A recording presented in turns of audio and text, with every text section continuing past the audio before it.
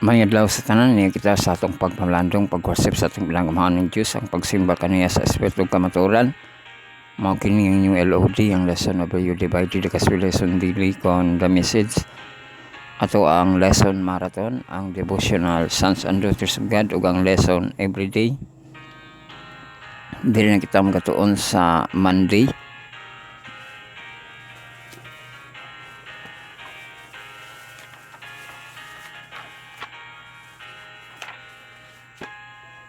Ang title sa ato ang devotional nga atong pagatunan November 9 nakita no si Joseph, a Christian gentleman. Unya sa ato ang lesson marathon ato pagatunan Monday, November 9, and declare them to their children. So mao kana atong pagatunan o kining atong pagtuon gihatod kini kanato sa atong nabos ang atong source, our Lord and Savior Jesus Christ, God Almighty, and the Holy Spirit.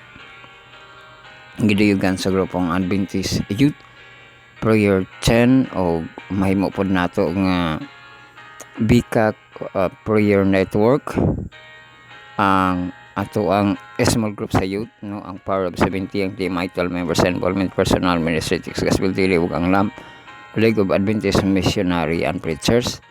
Ato pasalamatan ang maggahom nga nihatag sa kahigayunan nga lahutay paghiyapon kita padayon paghiyapon kita pagtuon.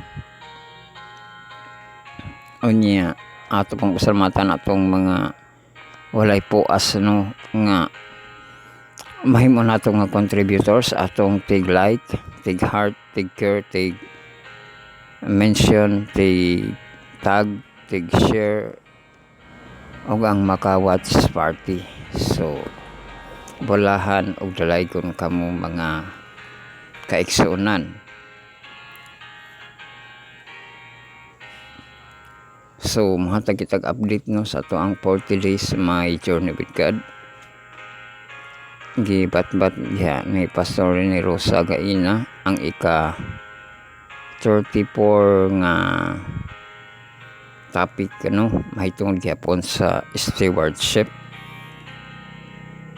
Ug daghang gid sinatangkog ato no kay bahin man kay bali sa health.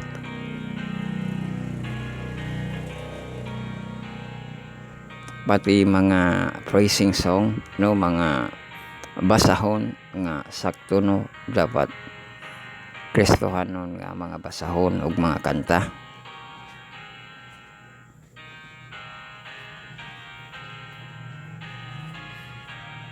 So mao kana no ato ang update. Magasugod na kita. Magampo kita amahan namo nga naa sa langit, pagabalaanon unta ang imong ngalan, paniya ang imong gingharian, pagabuhaton unta ang imong kabubuton dinhi sa yuta maingon sa langit. Hatagi kami karon sa pagkaon namo sa matag adlaw, o pasaylo kami sa among mga utang maingon na kami usab nakapasaylo man sa nakautang kanamo. O kayo kami tugyan sa panulay kun dili luwas sa kami gikan sa dautan, kay imo ang gingharian ug ang gahom ug ang himaya hangtod sa kahangturan. Amen. So welcome back mga higalag, mga kaigsuonan. Magatuon na kita sa ato ang devotional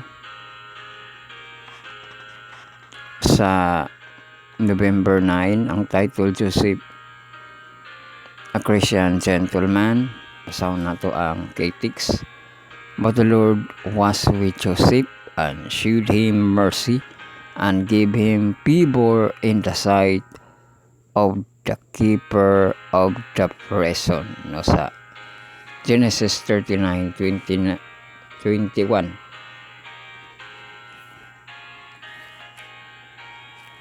Balik kung nagbasa sa Bisaya no.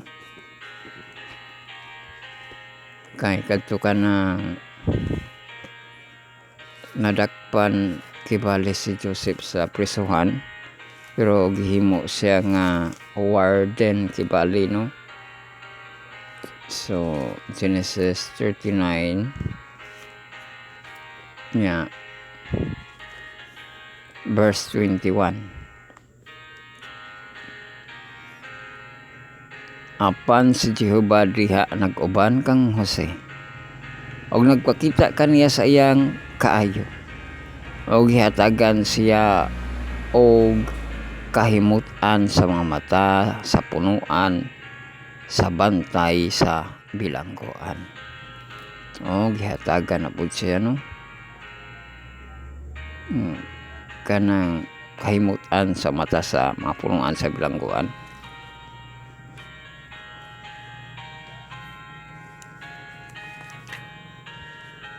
So ato basahon ato ang content. Joseph regarded his being sold into Egypt as the greatest calamity that could have befallen him. Mao tong gibaligya si Joseph, no, para makaandam sila ni anang greatest calamity nga moabot itong kagutom.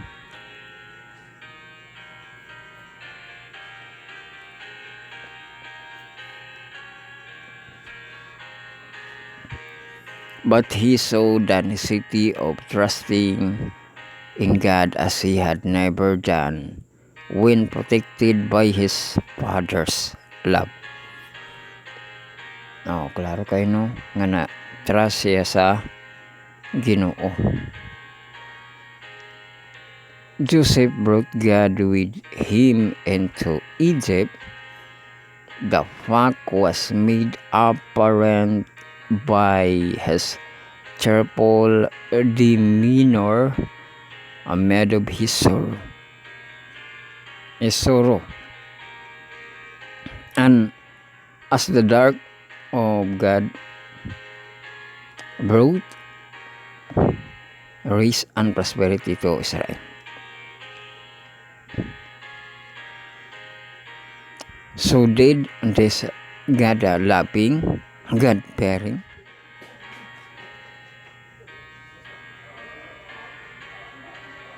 youth bring God-fearing youth,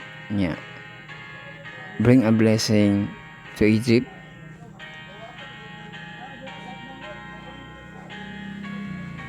This was manifested in so marked a manner that Potiphar, in whose house he served, attribute all his blessing to his purchased slave. Sa Youth Instructor, March 11, 1897. Joseph's religion kept his temper sweet and his sympathy with humanity warm and strong.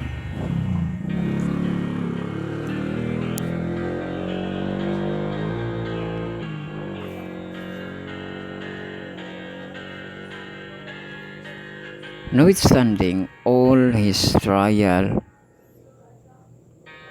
there are those who, if they feel they are not rightly used, become sour and generous, no, kung di matarong siya gamit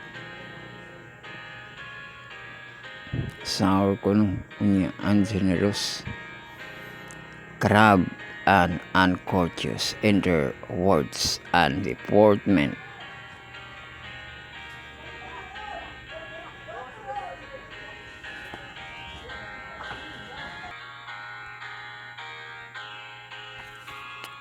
Padayon kita, no, they sink down, discouraged, hateful, and hating others. But Joseph was Christian, di ba? Ito pasantok nga Christian si Joseph, no? Wala siya nagdumot sa iyang mga isuon. No sooner does he enter upon present life, then he brings all the brightness of his Christian principles into active exercise. He began to make himself useful to others. He enters into the troubles of his fellow prisoners.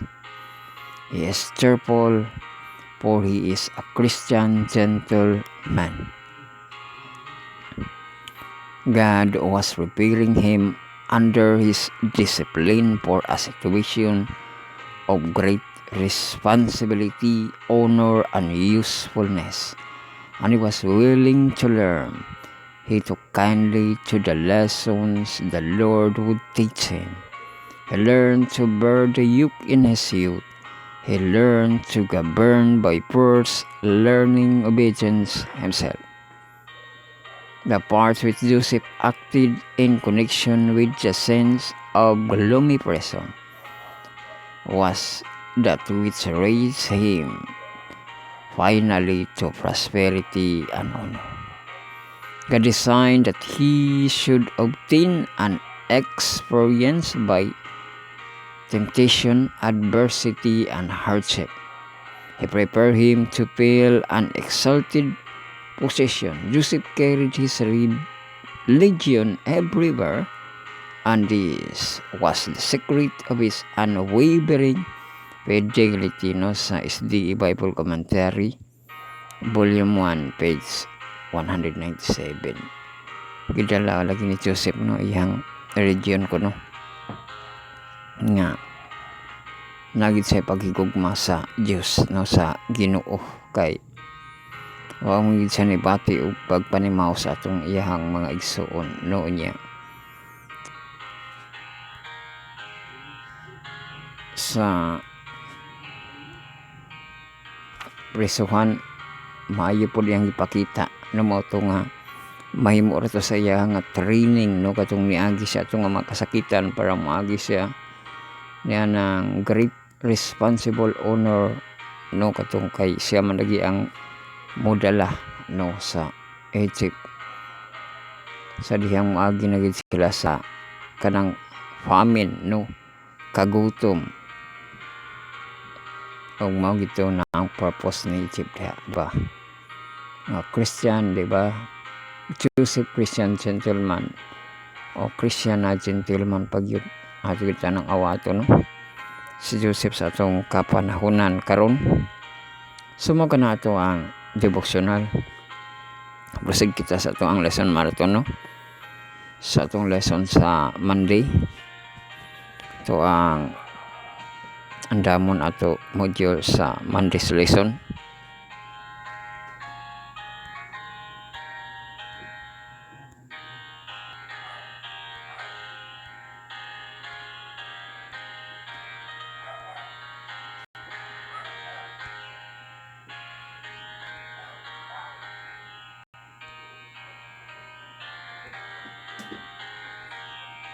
So kita, no, ang itong Monday's lesson.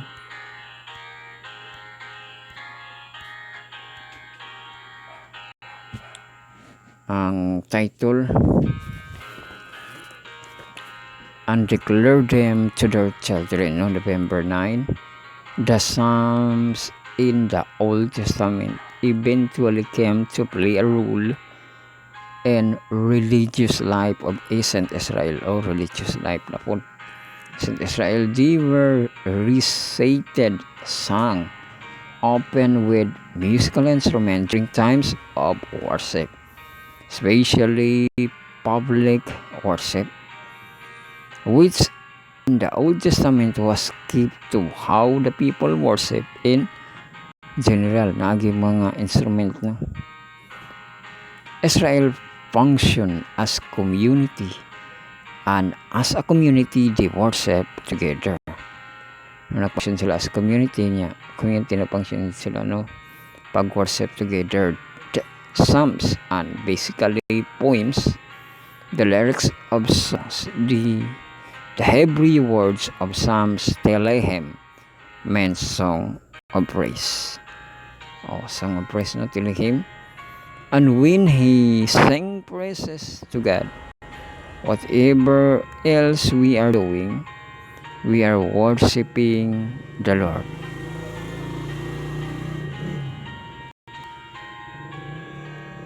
Now, whatever else we're doing, worshiping the Lord, you know, kung kanang Telehem, no, ang Song of Praise. Mabiya nang nagi atong gipakapin nga tugtog o kay mao man siya ang Song of Praise, no? O nga worship the King man na siya nga tugtog.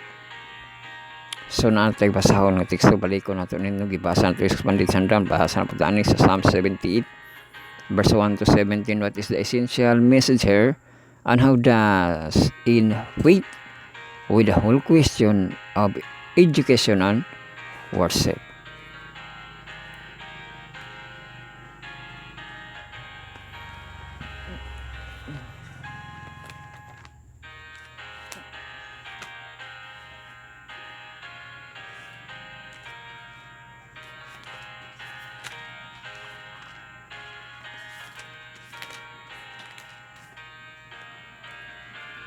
Sa ato basahon, no?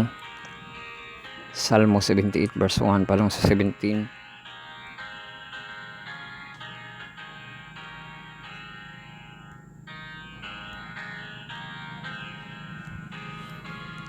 Muni ang pagmando sa Diyos sa iyang katauhan, bisan pa sila nga masukihon, maskil niya sa, diba, manduan bisan masukihon, pataling hugi o akong katauhan, ang akong kasuguan, ikiling ninyo ang inyong mga igdulungog sa mga pulong sa akong baba.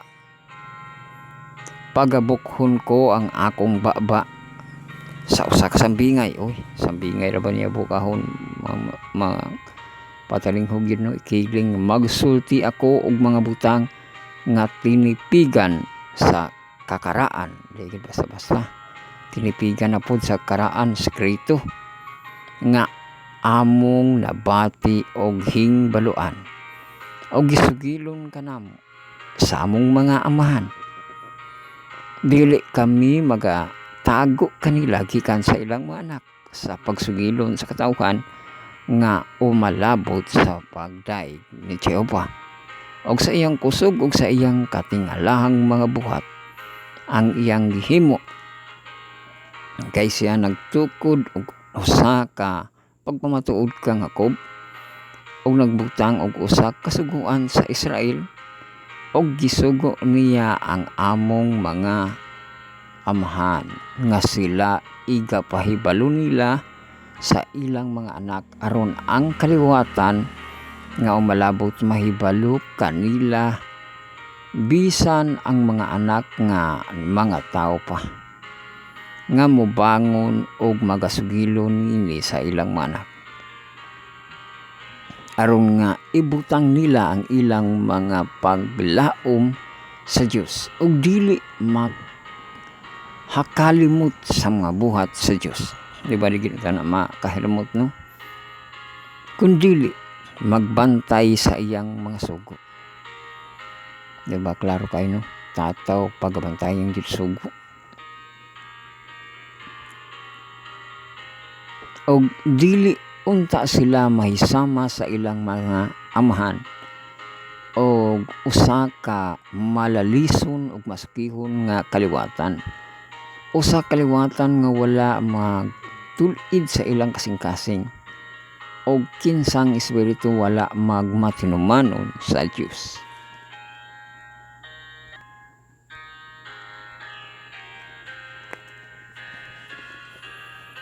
Ang mga anak ni Ephraim sanglit nasangkap sa hinagiban og na nagdala og mga pana. Mingtalikod sila sa adlaw sa gubat. Wala nila pagbantay ang tugon sa Dios og nagdumili sa paglakaw sa ilang kasuguan og nakakalimot sila sa ilang mga binuhatan. Nakalimot ang Ephraim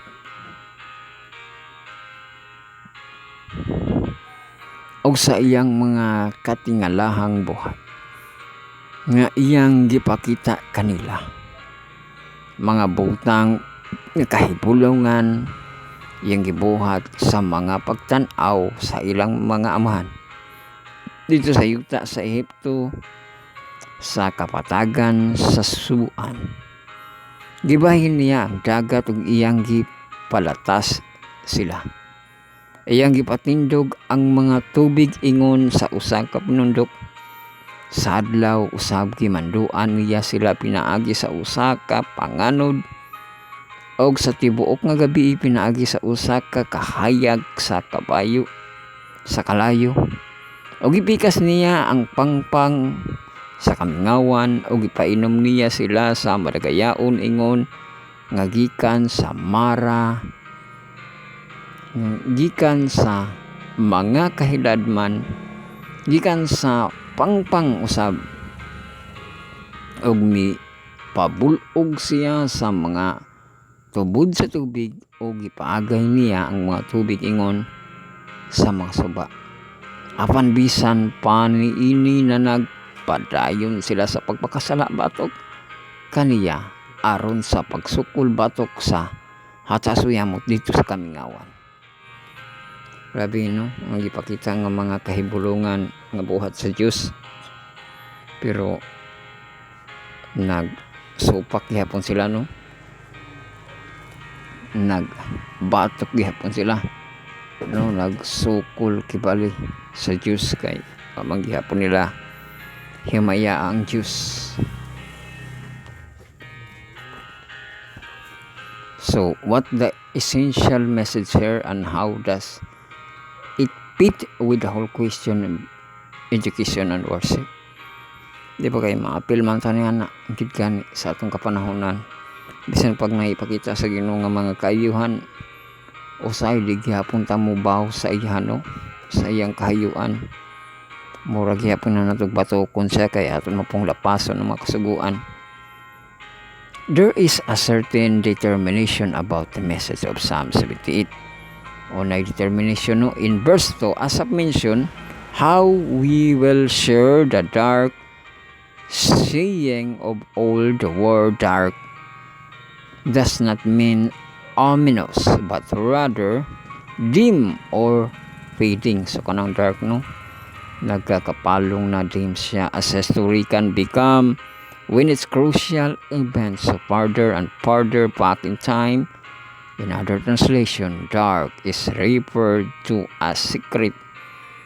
Secret lagi katong tinipigan na po'y mga parables no, sa bingay or sweet all through the message. The point here is that whatever else the education of Israel included, it included teaching the children the stories about the Lord's dealing with the chosen nation.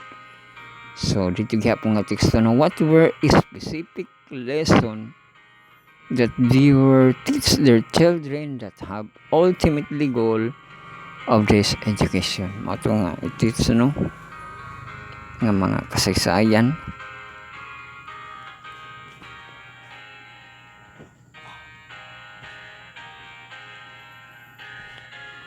sa ilahang mga anak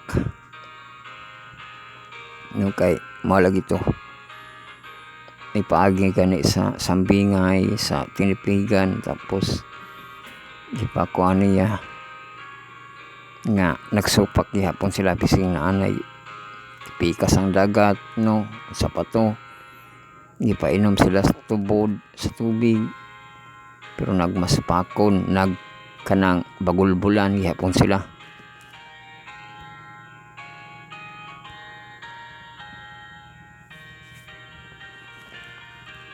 So dili ta sa teksto nga Revelation 14:12 no, nga ani ang agda sa pagkamahintuson sa mga balaan sa mga nagbantay sa Jesus ug sa mga tinuoan ni Jesus. Among the goals of education as seen in the text is that the children would learn to trust in God and keep His commandments. How might a text such a Revelation 14:12 reflect the same idea for us? Diba? Ang sa Revelation nga maga-reflect sa tuaw ka ng atong natun-an karon no.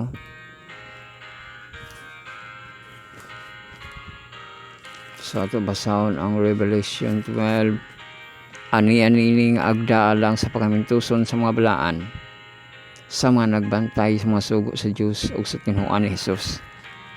So mga no, Christian education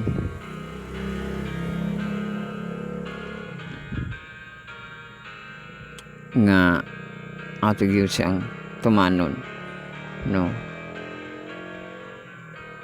nga tumanon na to ang sugo ug maga testify, maga proclaim ta kang Jesus Christ, no, tinuan ni Jesus ato siyang pahibalo, no, is sure, no, kay kadtong kuan nga nagmasupakon gyapon sila mo na nga ang diri digit unta ta magsupak, no, ato gyud ni wali ang pulong sa Dios ug ato pagyud himayao, no, ang Dios sa kanunay nga matuman nato ang iyang mga sugo, no, commandments pinagi sa Blang Espiritu. So dito nato gitapos na ito ang lesson marathon sa Monday, November 9 na title Undeclared Them Wither Children, o sa Monday sa atong devotional sa November 9, Joseph as Christian Gentleman. So maka na itong mga natunan o sa pagtapos mag-ampo na pagkita o mag-benediction. Our Father which art in heaven, hallowed be thy name, thy kingdom come, thy will be done on earth as it is in heaven. Give us this day our daily bread, and forgive us our debt as we forgive our debtors, and lead us not into temptation, but deliver us from evil. For thine is the kingdom and the power and the glory forever. May the Lord bless you and keep you. May the Lord shine his face. May the Lord make his face shine upon you and be gracious unto you. The Lord lift up his countenance upon you and give you peace, now and forever.